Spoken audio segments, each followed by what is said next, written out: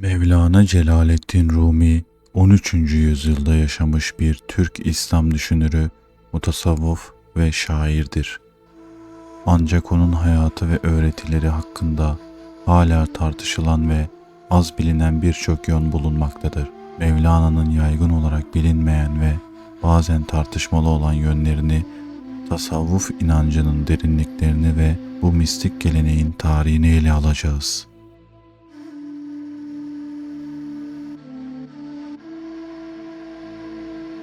Mevlana'nın tartışmalı ve az bilinen yönleri. 1. Enel hak söylemi. Bazı kaynaklara göre Mevlana zaman zaman enel hak, ben hakkım veya ben tanrıyım sözünü kullanmıştır. Bu söylem tasavvufi gelenekte vahdet-i vücut, varlığın birliği anlayışının bir yansıması olarak görülse de bazı İslam alimleri tarafından eleştirilmiştir. 2. Şems-i Tebrizi ile ilişkisi. Mevlana'nın Şems-i Tebrizi ile olan ilişkisi tarih boyunca spekülasyonlara neden olmuştur. Bazı kaynaklara göre ikili 40 gün boyunca bir odada halvette kalmış ve bu süre zarfında derin ruhani deneyimler yaşamışlardır. Bu konu dönemin toplumunda dedikodulara ve hatta Şems'in Konya'dan ayrılmasına neden olmuştur. 3. Farklı dinlere yaklaşımı. Mevlana'nın eserlerinde Hristiyanlık ve Yahudilik gibi diğer dinlere yönelik olumlu ifadeler bulunmaktadır. Bu durum bazı çevrelerce eleştirilmiş, bazılarınca ise evrensel sevgi ve hoşgörünün bir göstergesi olarak yorumlanmıştır. 4. Şarap metaforu.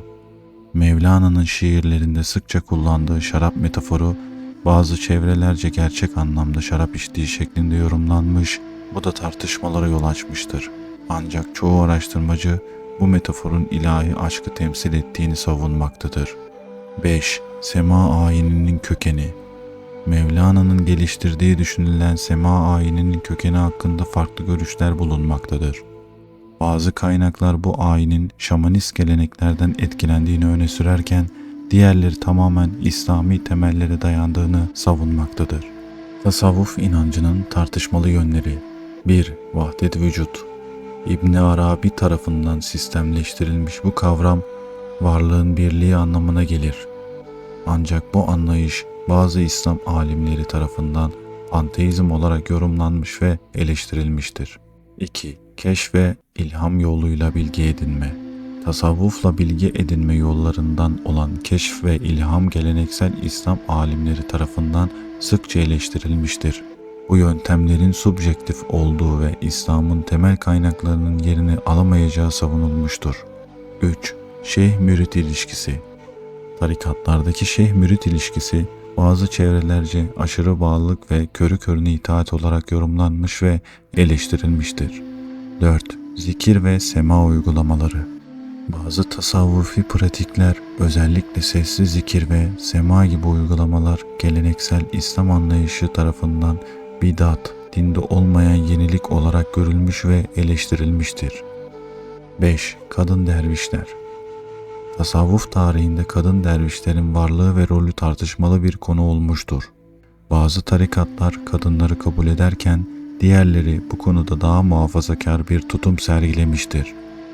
Mevlana ve tasavvuf, İslam düşünce tarihinin en zengin ve aynı zamanda en tartışmalı konularından biridir. Bu mistik gelenek yüzyıllar boyunca milyonlarca insanı etkilemiş ve şekillendirmiştir. Ancak yukarıda belirtilen tartışmalı konular tasavvufun İslam dünyasındaki yerini ve rolünü sorgulamaya da yol açmıştır. Bu zengin geleneği anlamak ve yorumlamak sadece İslam kültürünü değil, insanlığın manevi mirasında daha iyi kavramak açısından büyük önem taşımaktadır. Ancak bu konuları ele alırken objektif bir bakış açısı benimsemek ve farklı görüşlere saygı duymak önemlidir. Mevlana'nın dediği gibi, gel ne olursan ol yine gel.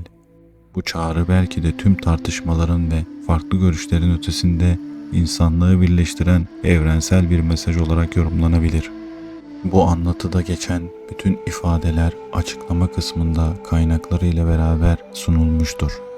Bu ve bunun gibi videolar için kanalı takip etmeyi ve beğenmeyi unutmayınız.